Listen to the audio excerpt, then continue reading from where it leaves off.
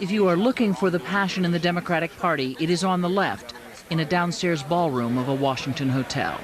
We really want to get back to the progressive values of the country. This is a conference of Take Back America, a collection of tribes within the Democratic Party.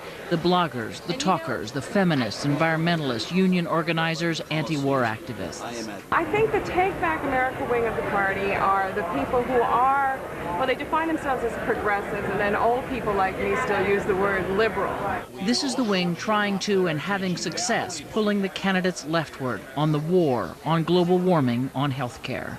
They're trying to get actual people with actual concerns heard. Just get the idea to the leadership so that they can think about it or react to it. And this is where the 08 contenders come to call. In the world of presidential politics, there are some bases that a candidate simply must touch on the way to the nomination. And so all the major Democratic candidates are making appearances at this week's Take Back America conference here in Washington. Chief political correspondent Carl Cameron reports everyone who is anyone in left-leaning politics seems to be there. It was a who's who of liberal interest groups, though some prefer to be called progressive. The sponsors list amounted to a roster of grassroots activists that make up much of the Democratic primary electorate. A lot of people say that this is the progressive event of the summer, your event. It's called Take Back America. Why is it Take Back America? Why couldn't the campaign come up with something different? Doesn't that imply that something's been stolen? And what has been stolen? Well, we started this when conservatives controlled everything and were leading the country off the cliff. And so we said there's got to be a place where progressives gather across the tribes of progressive union members and Move On members and the hip-hop generation and civil rights activists and feminists to put a stake in the ground and say this is what we believe in. We're going to turn this country around. Increase the minimum wage, reduce the price of prescription drugs, ethics rules, college loans affordable, cut subsidies for the big oil companies to invest in energy independence.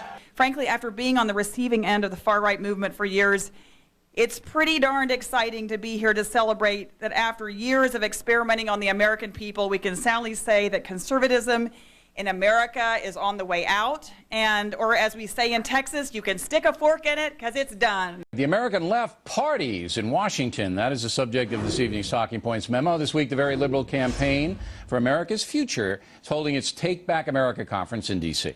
Crowd includes most of the Democratic presidential contenders and the usual suspects on the left, including Nancy Pelosi and Jesse Jackson. Bob Borsage is co-director of the Campaign for America's Future. Today, they kicked off a three-day Take Back America conference here in Washington.